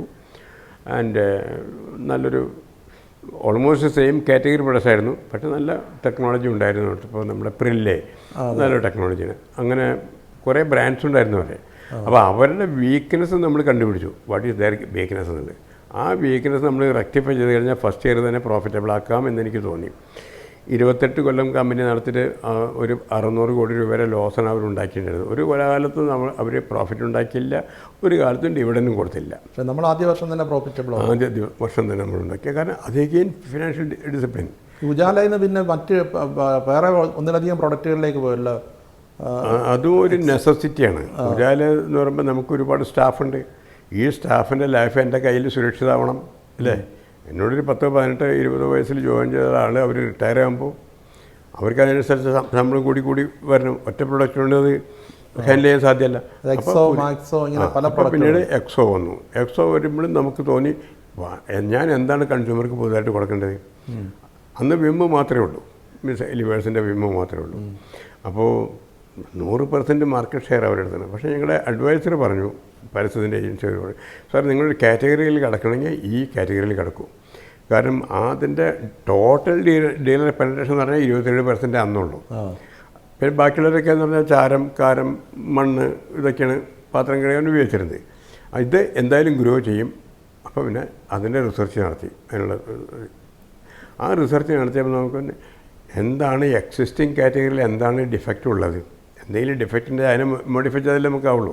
Something new is to be one.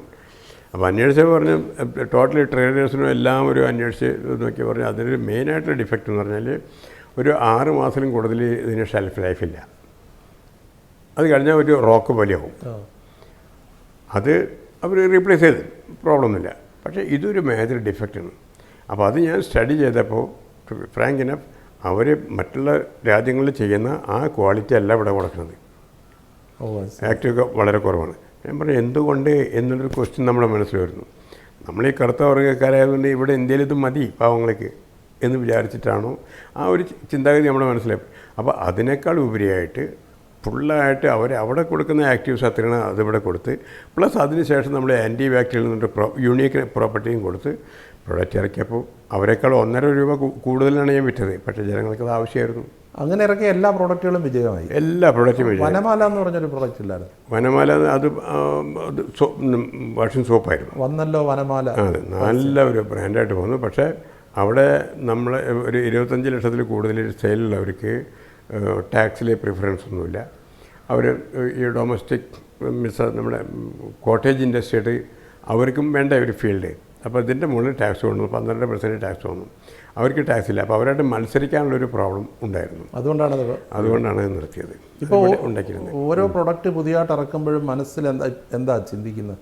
ഇല്ല, അത് നമ്മൾ കൺസ്യൂമറെ മാത്രം നോക്കുള്ളൂ. അവർക്ക് ഇന്ന് കിട്ടുന്നതിനേക്കാൾ എഡീഷനായിട്ട് എന്ത് കൊടുക്കാൻ പറ്റും? കൺസ്യൂമറിൻ്റെ സംതൃപ്തിയാണ് കൺസ്യൂമർ മാത്രം, അവർ മാത്രമാണ്.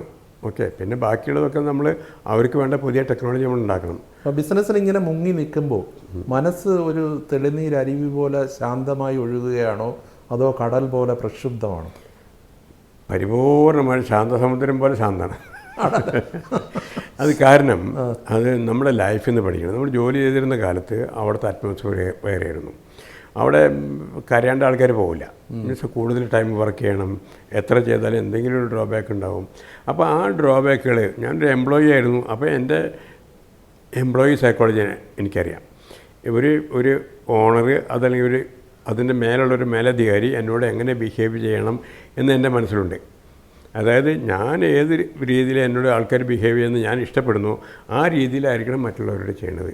തൊഴിലാളികളോടൊന്നും ദേഷ്യപ്പെടാറില്ല. അപ്പോൾ തൊഴിലാളി എന്ന വർഗ്ഗത്തിലല്ല ഞാൻ അവരെ പെടുത്തിയിരിക്കുന്നത്. എൻ്റെ സഹായികൾ അവരോട് ഒരിക്കലും ദേഷ്യപ്പെടാറില്ല. മനസ്സ് ഇങ്ങനെ ഒരു കാമായിട്ട് അല്ലെ ശാന്തമായിട്ടിരിക്കുമ്പോൾ മനസ്സ് വളരെ ടഫാണോ? ഒരിക്കലല്ല. അതായത് ഒരു മാർഗത്തിന് ഒരു സ്ഥലത്ത് പോകാനായിട്ട് പല മാർഗ്ഗങ്ങൾ കാണും അല്ലേ. അതിപ്പോൾ എംപ്ലോയീസ് അല്ലെങ്കിൽ ഒരു സെയിൽസ്മാൻ ഇന്ന രീതിയിൽ ചിന്തിച്ചിട്ടുണ്ടെങ്കിൽ ഇന്ന രീതിയിൽ ചെയ്യുമെന്ന് അവരെ പറഞ്ഞ് മനസ്സിലാക്കി കൊടുത്താൽ അവരെ ചെയ്യും.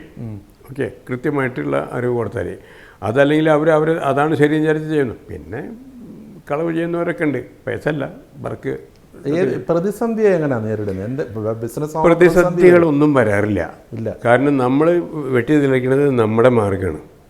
ഓക്കെ, ആ മാർഗ്ഗത്തിൽ വരാറില്ല. പക്ഷേ അത് പിടിച്ചു കിട്ടാനായിട്ട് സമയം പിടിക്കും. അത് പിടിച്ചു കിട്ടാനായിട്ട് എക്സ്പെൻസ് വരും. അതിന് നമ്മൾ മാനസികമായിട്ട് തയ്യാറായിരിക്കണം. ക്ഷമ വേണം അല്ലേ? ഒരുപാട് ക്ഷമ വേണം. പിന്നെ ഞാൻ നിങ്ങളോട് സംസാരിക്കുന്നത്, നിങ്ങളോട് ദേഷ്യപ്പെട്ട് എന്താ കാര്യമുള്ളത്? അതെ, ഒരു എന്നെ സഹായിക്കുന്ന സഹപ്രവർത്തകരോട് ഞാൻ ദേഷ്യപ്പെട്ട് എന്താ കാര്യമുള്ളത്? അപ്പോൾ അവരെ മനസ്സുടനെ പ്രക്ഷുബ്ധമായി. ഇപ്പോൾ താങ്കളുടെ ജീവിതം തന്നെ ഒരു ബിസിനസ് മേഖലയെ അല്ലെങ്കിൽ ഈ രംഗത്തേക്ക് വരുന്ന എല്ലാവർക്കും ഒരു പാഠമാണ്. ശരിക്കും സർവകലാശാലകളിൽ പഠിപ്പിക്കേണ്ട ഒരു വിഷയമാണ് താങ്കളുടെ വിജയഗാഥ. മറ്റുള്ള ആൾക്കാരുടെ വിജയഗാഥ താങ്കളെ ആകർഷിച്ചിട്ടുണ്ടോ? അങ്ങനെ ഉണ്ടെങ്കിൽ അത് ആരുടെ? അതിപ്പോൾ പല ആൾക്കാരുണ്ട്. പണ്ടത്തെ കാലം ഞാൻ നോക്കുമ്പോൾ ഇവിടെ കേരളത്തിൽ ആകെ കൂടിയുള്ള FMC സെഗ്മെൻറ്റിലുള്ളത് ചന്ദ്രിക സോപ്പായിരുന്നു. കേശവ മൈത്രി.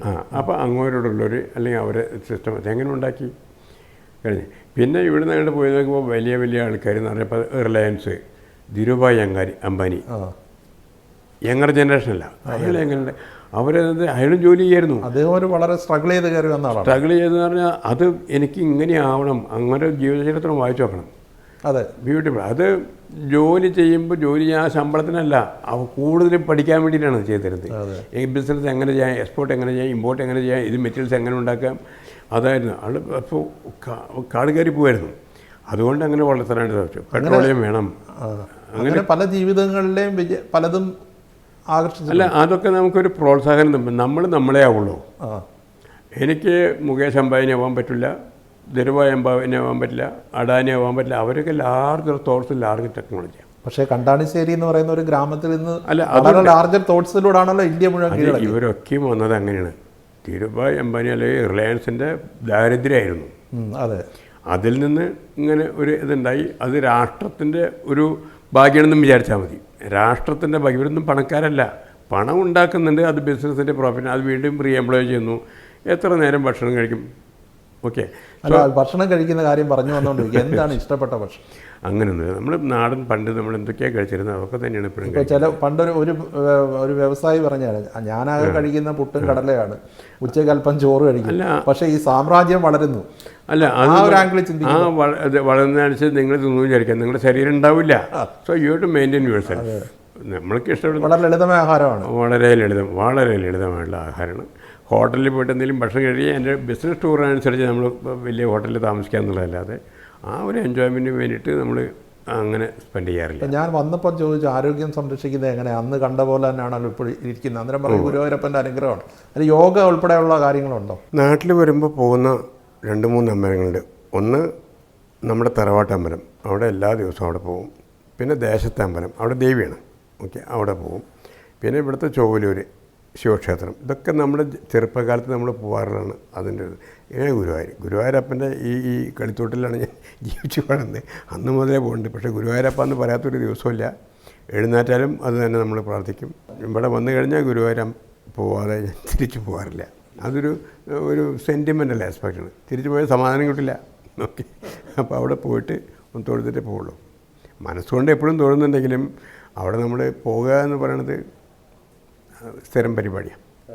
എപ്പോൾ വന്നാലും ശരി അവിടെ പോകാറില്ല. ദിനചര്യ എന്ന് പറഞ്ഞാൽ നേരത്തെ എഴുന്നേൽക്കും, ഒരു 3-4 മണിക്ക് മുമ്പായിട്ട് എഴുന്നേൽക്കും. പിന്നെ നമ്മൾ അഭ്യംഗം അത് കഴിഞ്ഞിട്ട് പിന്നെ നടക്കാൻ പോകും. അങ്ങനെ ജോയിൻ്റ് എക്സർസൈസ് ഇതൊക്കെ ചെയ്തുകൊണ്ടിരിക്കുന്നുണ്ട്.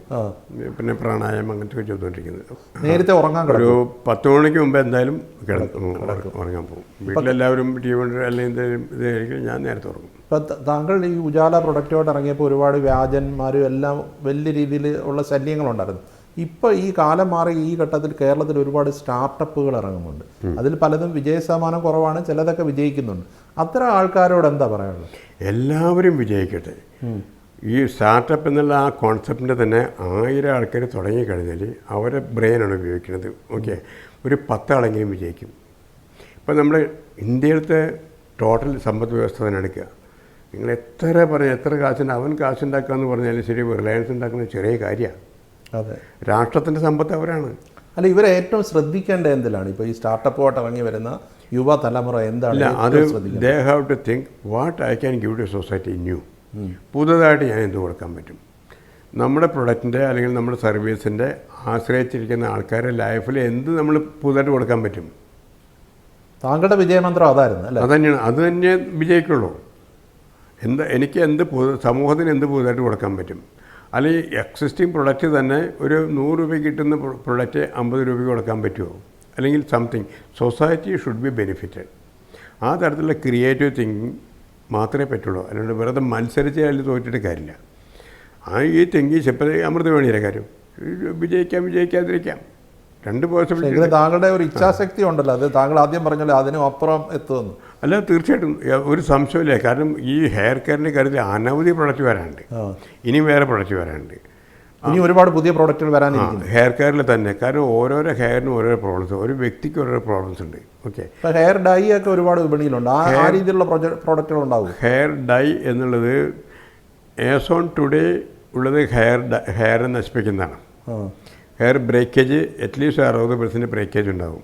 അതിൽ നിന്ന് മാറിയിട്ട് നമ്മൾ പ്രകൃതിയിൽ നിന്ന് തന്നെ ഉള്ളത് ഒരുപാട് പ്രയാസമുണ്ട്. അതിൻ്റെ റിസർച്ച് നടക്കുന്നുണ്ട്. ടേക്ക് 1 year 2 year 3 year എന്തായാലും നമ്മൾ അവിടെ എത്തും.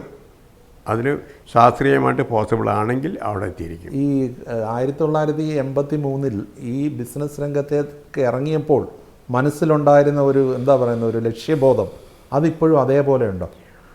ബിസിനസ് രംഗത്തിൽ അതൊരു സർവൈവലാണ്.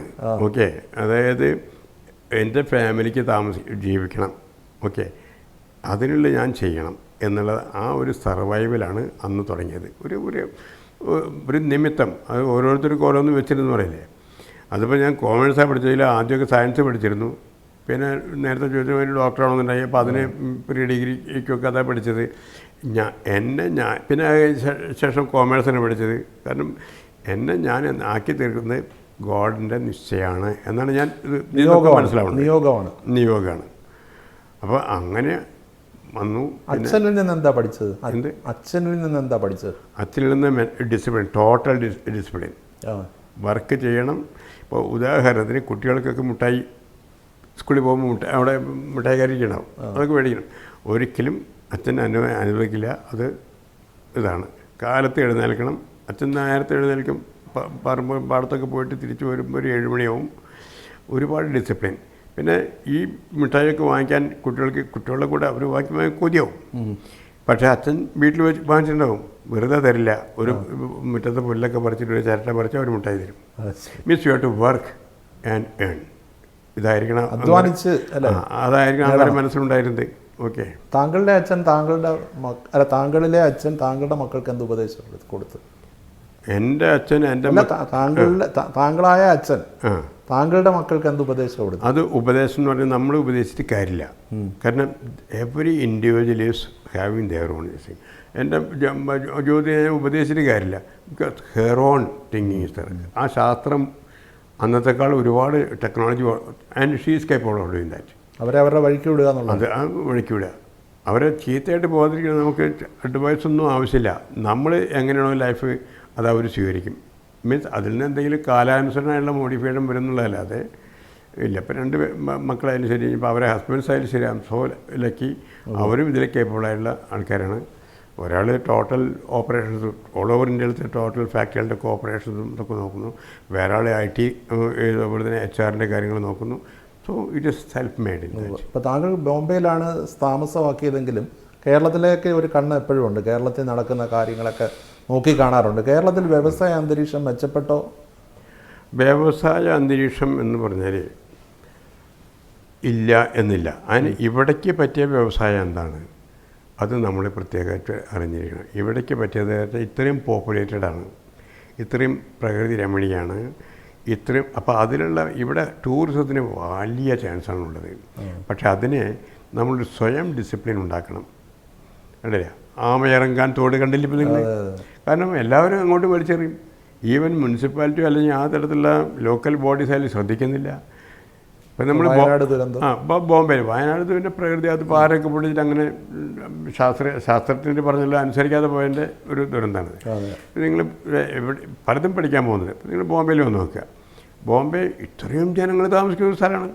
ഇപ്പം ഞങ്ങൾ താമസിക്കണമെന്ന് പറഞ്ഞാൽ ദിവസം 2 നേരം അവർ ഇതാക്കും. പിന്നെ ഓരോ പെട്ടി വെച്ചിട്ടുണ്ട്, ഡബ്ബ വെച്ചിട്ടുണ്ട്, ഇതിൽ പ്ലാസ്റ്റിക് ഇടുക. അത് 2 നേരം അവർ ക്ലീനാക്കും ലോക്കൽ ബോഡീസ്. ഇപ്പോൾ ഇവിടെയും ചെയ്യാൻ പറ്റുന്നു. ഇവിടെ തിരുവനന്തപുരത്തായി ചെയ്യാമായിരുന്നു, തൃശ്ശൂരും ചെയ്യാം, എല്ലാവരും ചെയ്യാം. പക്ഷേ ഇവിടെ നമ്മൾ റബ്ബിഷ് ഉണ്ടാക്കും, അത് പ്രകൃതിയിൽ അങ്ങനെ വിടും. അതിനൊക്കെ മാറ്റം വരണം. അതിലും മാറ്റം വരണം. ഈ പൊതുവേ കേരളത്തിൽ ബിസിനസ് ചെയ്യാൻ പറ്റുന്ന ഒരു സാഹചര്യം ഉണ്ടെന്ന് തോന്നുന്നുണ്ടോ? അതായത് വലിയ കമ്പനി ലേബർ ഓറിയൻറ്റഡ് ഇവിടെ നടക്കില്ല. എൻ്റെ വിശ്വാസം ഉള്ള ഒപ്പീനിയനുള്ള ആൾക്കാരുണ്ടായിരിക്കാം. രണ്ടാമത് കാരണം അതിവിടെ റുഡിമെൻ്ററി ആയിട്ടുള്ള രാഷ്ട്രീയ ചിന്താഗതി അതിന് തടസ്സമാണ്. ഓക്കെ. വിനോദം എന്ന വാക്കിന് ജീവിതത്തിൽ എന്താണ് അർത്ഥം? വിനോദം എന്ന് പറഞ്ഞാൽ നമ്മുടെ ലൈഫ് നമ്മൾ എൻജോയ് ചെയ്യണം. സിനിമ കാണാറുണ്ടോ? എല്ലാവരും സിനിമ കാണാറുണ്ട്, ടി വിയിൽ വരുന്നത്, തിയേറ്ററിൽ പോകാറില്ല. പാട്ട് കേൾക്കാറുണ്ടോ? പാട്ട് ഒക്കെ ഇഷ്ടമാണ്. അതൊക്കെ യൂട്യൂബിൽ അനവധി പാട്ട് വരും, ടി വിയിൽ കാണും. ഇപ്പോൾ ഒക്കെ വീട്ടിലിരുന്നാൽ കിട്ടുമല്ലോ. ഇഷ്ടപ്പെട്ട ചലച്ചിത്ര നടന്മാരും നടിമാരും അങ്ങനെയൊക്കെ ഉണ്ടോ? അങ്ങനെ ഇപ്പം ഈ യങ്ങർ ജനറേഷനായിട്ട് ഞാൻ അധികം ബന്ധമൊന്നുമില്ല. പണ്ട് ഞാൻ ഇടയ്ക്കിടയ്ക്ക് ഇങ്ങനെ സിനിമ ഇതായിരുന്നു. ഇപ്പോൾ നമ്മുടെ പഴയ നടന്മാർ മധു ആയാലും ശരി, മമ്മൂട്ടി, മോഹൻലാൽ, അല്ലെങ്കിൽ പൃഥ്വിരാജ്, ആ ഒരു ഘട്ടം. ഇപ്പോൾ പുതുതായിട്ട് കുറേ നടന്മാർ വരുന്നുണ്ട്. അവരായിട്ടുള്ള കാരണം ആ ഒരു ഇതിലേക്ക് ഞാൻ സമയം കിട്ടാറില്ല സത്യം.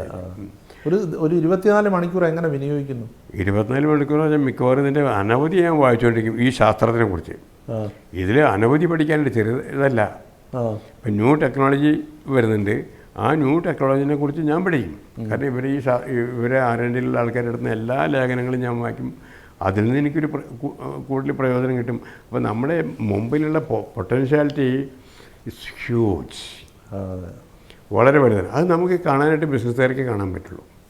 അതെ അതെ. അത് സമൂഹത്തിന് എന്ത് വേണം ഒരു ഉൾക്കാഴ്ചയാണ്. എല്ലാ കാലത്തും ഇല്ല, ഞാനിത് വന്നതിന് ശേഷം ആ ഒരു ഉൾക്കാഴ്ച ആണ്. ഇപ്പം നമ്മളിപ്പോൾ ഈ ഇതെന്ന് പറഞ്ഞാൽ എക്സ്പെൻസിൻ്റെ കാലമാണ്. എല്ലാ മീഡിയയിലും നമ്മൾ സ്പെൻഡ് ചെയ്യുന്നുണ്ട്, ടി വിയിൽ എല്ലാ മീഡിയയിലും നമ്മൾ സ്പെൻഡ് ചെയ്യുന്നുണ്ട്. അതിനുള്ള റിട്ടേൺസ് ആയിട്ട് വരണമെങ്കിൽ ആ ശാസ്ത്രം ജനങ്ങൾ അംഗീകരിക്കണം. ഓൾറെഡി എക്സിസ്റ്റിംഗ് കമ്മോഡിറ്റീസ് ഉണ്ട്, അതിൽ നിന്ന് ആൾക്കാർ ഇതിലേക്ക് വരണമെങ്കിൽ ഇത്തിരി സമയം പിടിക്കും. കാരണം ഇതൊക്കെ കോസ്റ്റ്ലിയാണ്. നമ്മൾ ഒരു ചെടിയിൽ ഇത് കംപ്ലീറ്റ് ചെടികളിൽ നിന്നാണ് ഇത് ഈസ്ട്രജൻ വേണമെന്ന് പറഞ്ഞാൽ ഏത് ചെടിയിലാണ് ഈസ്ട്രജൻ ഉള്ളത് അത് കണ്ടുപിടിച്ച് അതിന് നമ്മൾ ഇതിലേക്ക് ട്രാൻസ്ഫ്യൂസ്, ഈ ഓയിലിലേക്ക് ട്രാൻസ്ഫ്യൂസ് ചെയ്യുന്ന ഒരു പരിപാടിയാണ് ബയോടെക്നോളജി. അതിൻ്റെ മാനുഫാക്ചറിങ് പ്രോസസ്സ് വേറെയാണ്, അതിൻ്റെ ചിന്താഗതി വേറെയാണ്. ഓക്കെ. നമ്മുടെ ശരീരത്തിന് നമുക്ക് എല്ലാ എലിമെൻസും വേണം. മുടിയിലേക്ക് എത്തണം, ഹെയർ ഫോളിക്കൽ എന്ന് പറഞ്ഞാൽ ആ ഭാഗം മാത്രമേ ലൈഫുള്ളൂ. അവിടേക്ക് നമ്മൾ അയൺ എത്തണം, മാഗ്നീഷ്യം എത്തണം, സോഡിയം എത്തണം, കാൽഷ്യം എത്തണം, വൈറ്റമിൻ എ എത്തണം, വൈറ്റമിൻ ബി, എല്ലാ വൈറ്റമിൻസും എത്തണം. ഇതെല്ലാം അവിടെ കിട്ടിക്കൊണ്ടിരിക്കണം. അത്തരമെല്ലാം ഒരു ഗവേഷണ പ്രവർത്തനങ്ങളോട് കൂടിയാണ് അമൃത് വേണി രംഗത്ത്. തീർച്ചയായിട്ടും സംശയമില്ലേ. കാരണം ഇപ്പോൾ ഇതിൽ ചേർക്കുന്നത് ഇപ്പം നമ്മൾ അനലൈസ് ചെയ്തിട്ടുണ്ട്. ഈ ഓയിൽ ഉണ്ടാക്കിയതിന് ശേഷം, ഓയിൽ രൂപത്തിൽ ഉണ്ടാക്കിയതിന് ശേഷം നമ്മൾ ആ പ്രൊഡക്റ്റ് അനലൈസ് ചെയ്യണം ഔട്ട്സൈഡ് ലബോറട്ടറീസിൽ. നമ്മളതിനോട് അപ്പോൾ അതിലുണ്ട് അയൺ ഇത്ര ഉണ്ട്, പൊട്ടാസ്യം ഇത്ര ഉണ്ട്, കാൽസ്യം ഇത്ര ഉണ്ട്, വൈറ്റമിൻ എ ഇത്ര ഉണ്ട്, വൈറ്റമിൻ ഡി ഇത്ര ഉണ്ട്. വൈറ്റമിൻ ഡി നിങ്ങൾക്ക് എവിടെ നിന്ന് കിട്ടും? നോൺ വെജിന് മാത്രമേ കിട്ടുള്ളൂ. ഓക്കെ. പിന്നെ ബാക്കിയുള്ളത് നമ്മുടെ ഈ അത്രയും കോസ്റ്റ്ലി ആയിട്ട് ബദാം, അതുപോലെ വാൾനട്ട്, അങ്ങനത്തെ ഇതിൽ നിന്നൊക്കെ കിട്ടും. ജലീനിയം അത്യാവശ്യമാണ്. അതിന് നമ്മൾ ചില ആഫ്രിക്കൻ ഇത് മാത്രമേ ഉപയോഗിക്കാൻ പറ്റും. അതിൽ പ്യൂരിറ്റിയിൽ കോംപ്രമൈസ് ഇല്ല. അല്ലല്ല, കാരണം നമ്മളെ ബിസിനസ്സിലെ കൺസ്യൂമർ വാങ്ങിക്കണേ അവർക്ക് ഇഷ്ടപ്പെട്ടാൽ നമ്മുടെ ബിസിനസ് നിൽക്കുള്ളൂ. അല്ലെങ്കിൽ താങ്കളുടെ ട്രേഡ് മാർക്ക് എപ്പോഴും താങ്കളിലുള്ള വിശ്വാസമാണ് ജനങ്ങൾ. അതെ. ഇപ്പോൾ ഡിസ്ട്രിബ്യൂട്ടേഴ്സ് ആയാലും ശരി, ഏത് ട്രേഡ് കമ്മ്യൂണിറ്റി ആയാലും ശരി, ഇനീഷ്യലി ഉണ്ടാവും. പക്ഷേ ഐ ക്യാൻ ട്രസ്റ്റ് ചെയ്യും എന്നുള്ള ആ ഒരു വിശ്വാസം ട്രസ്റ്റ് എല്ലാ ട്രേഡിംഗ് കമ്മ്യൂണിറ്റീസിലുണ്ട്, ഈവൻ കൺസ്യൂമർക്ക് അടക്കമുണ്ട്. ഈ വെള്ള വസ്ത്രം ഈ കുട്ടിക്കാലത്ത് തൊട്ടയിടുന്നതാണ്, അത് അല്ലാതെ കളർ വസ്ത്രം ധരിച്ച ഒരു കാലമുണ്ടോ? ഉണ്ട്. അതായത് ഒരു 8ാം ക്ലാസ് 9ാം ക്ലാസ് വരെ കളറായിരുന്നു. പിന്നീട് അച്ഛനെ അനുകരിച്ചാണോ വെള്ള? അല്ല, അത് അങ്ങനെ വന്നതാണ്, അത്രേ പറയാൻ പറ്റില്ല. ഇപ്പം എനിക്ക് മേച്ച് വയറ്റിലാണ്ട് ഉപയോഗിക്കാൻ പറ്റില്ല. അതുകൊണ്ട് ക്ലോത്ത് ചൂസ് ചെയ്യുന്നതൊക്കെ വളരെ ഈസിയാണ്. ഈവൻ ഡ്രൈവറെ പറഞ്ഞാൽ എനിക്ക് വേണ്ട തുണിയെടുത്ത്. ഇപ്പം 40 വർഷം മുമ്പ് ഈ ഉജാലയുടെ ഒരു വലിയ സാമ്രാജ്യം പടുത്തുയർത്തി. അതിൻ്റെ പിന്നിൽ വലിയൊരു അധ്വാനവും വളരെ ദീർഘനാളത്തെ പ്രയത്നമെല്ലാം ഉണ്ട്. ഇപ്പോൾ അതിൽ നിന്ന് അമൃത് വേണിയിലേക്ക് എത്തി നിൽക്കുന്നു. തിരിഞ്ഞു നോക്കുമ്പോൾ എന്ത് തോന്നുന്നു? ഇല്ല, ചെയ്തതെല്ലാം നന്നായിരുന്നു, ദൈവാനുഗ്രഹമുണ്ട്. കാരണം ഞാൻ എല്ലാവർക്കും നന്മയ്ക്ക് വേണ്ടിയിട്ടേ ചെയ്യുന്നുള്ളൂ. അതിന് നന്മ ഇത് കിട്ടും എന്നൊരു വിശ്വാസം എനിക്കുണ്ട്. I feel happy. അത് ഞാൻ അനുഭവിച്ചറിയുന്നുണ്ട്. ഓരോ തരത്തിലും ഒരു ഡിസാറ്റിസ്ഫാക്ഷൻ ഇല്ല. കാരണം ഇന്നും നമ്മൾ അത്രയൊക്കെ ലോൺ വാങ്ങിച്ചെങ്കിലും ഇന്നൊരു രൂപ കടമില്ല. ഫണ്ട്സ് ജ്യോതി ലാബ്സിലും ധാരാളം ഫണ്ട്സുണ്ട്. ഇതിലും ഞാൻ എൻ്റെ റിസോഴ്സസ് എടുത്തിട്ടാണ് ചെയ്യണത്. ലോണില്ല. ഇനി ഞാൻ ലോൺ എടുക്കില്ല എന്നുള്ള നിർബന്ധം പിടിച്ചിട്ടുണ്ട്. പല ആൾക്കാരും ചോദിക്കുന്നുണ്ട്, ഇതിനൊക്കെ നടത്താൻ ബാങ്കുകാരനെ ചോദിക്കുന്നുണ്ട്. ലോൺ വേണ്ട, എനിക്ക് വേണ്ട. അതിനെന്തെങ്കിലും പ്രത്യേകിച്ച് കാരണമുണ്ടോ? ഇല്ല, അതപ്പോൾ നമ്മളിപ്പോൾ ഈ ഒരു ഏജ് വന്നു, ഇനിയിപ്പോൾ നമ്മൾ ഇൻഹെറിറ്റൻസിന് അവർക്ക് കൊടുക്കുമ്പോൾ അവർക്കൊരു ലൈബിലിറ്റി നമ്മൾ കൊടുക്കേണ്ട ആവശ്യമില്ല. അതിൻ്റെ ആവശ്യമില്ല. ജ്യോതി ലാബ്സ് അനവധി ഉണ്ടായിരുന്നത് എൻ്റെ മക്കളാണ് അതൊക്കെ ചെയ്യേണ്ടത്, വീട്ടേണ്ടത്. ഞാൻ ഇതിൽ അത് ഉണ്ടാക്കി തീർത്താലും ഇതിൻ്റെ ഇൻഹെറിറ്റൻസ് അവർ വീട്ടിൽ തീർക്കാൻ, അപ്പോൾ ഞാനായിട്ട് ഒരു ലൈബിലിറ്റി വരുത്തുന്നില്ല. ഇപ്പോൾ ഉജാല എന്ന് പറഞ്ഞാൽ പ്രകാശമായിരുന്നു. സഹ്യാദ്രി എന്നുള്ള പേരിടാനുള്ള കാരണം എന്താണ്? സഹ്യാദ്രി എന്ന് പറഞ്ഞാൽ ഇപ്പോൾ നമ്മൾ ഹിമാലയ ഉണ്ട്. ഹിമാലയ എന്ന് പറഞ്ഞാൽ അവിടെ വളരുന്ന കുറേ ചെടികളും ഇതൊക്കെ ഉണ്ട്. നമ്മുടെ സഹ്യാദ്രി എന്ന് പറഞ്ഞാൽ കന്യാകുമാരിയിൽ നിന്ന് മഹാരാഷ്ട്ര എൻ്റെ വരെ നീണ്ടു കിടക്കുന്ന ഒരു പർവ്വതം തന്നെയാണ്. അതിലില്ലാത്ത ഒന്നുമില്ല. സഹ്യാദ്രി സാനുക്കൾ. അതിൽ അനവധി തരത്തിലുള്ള ചെടികളുണ്ട്. ഓരോ കാര്യത്തിനും വേണ്ടി എല്ലാം അതിലുണ്ട്. സോ പ്രകൃതിയിൽ നിന്നാണ് ഇത്, പ്രകൃതിയിലുണ്ടാകുന്ന സസ്യങ്ങളിൽ നിന്നാണ് ഏതെല്ലാം സസ്യങ്ങളുണ്ട് അതൊക്കെ ഇവിടെ ഉണ്ടാവുന്നുണ്ട്. പിന്നെ ചില ഐറ്റംസ് ദേവതാരം ഇവിടെ ഉണ്ടാവുന്നില്ല, അത് നമുക്ക് അവിടെ നിന്ന് കൊണ്ടുവന്നാൽ പറ്റും. ദേവതാരം നമ്മൾ ഉപയോഗിക്കുന്ന പ്രകൃതി എന്നുള്ളതാണ് പ്രധാനം. എല്ലാം പ്രകൃതി. അപ്പോൾ അതുകൊണ്ടാണ് സഹ്യാദ്രി എന്നുള്ള പേര് കൊടുക്കാൻ കാരണം. അപ്പോൾ അമൃത് വേണി ഉൾപ്പെടെ സഹ്യാദ്രി ലാബ്സ് പ്രൈവറ്റ് ലിമിറ്റഡിൻ്റെ എല്ലാ ഉൽപ്പന്നങ്ങളും വൻ വിജയമാകട്ടെ. എല്ലാ ആശംസകളും. വിജയമാവും, കാരണം കൺസ്യൂമറെ മനസ്സിൽ വെച്ചിട്ട് എന്തായാലും ആശംസകൾക്ക് ഒരുപാട് നന്ദി.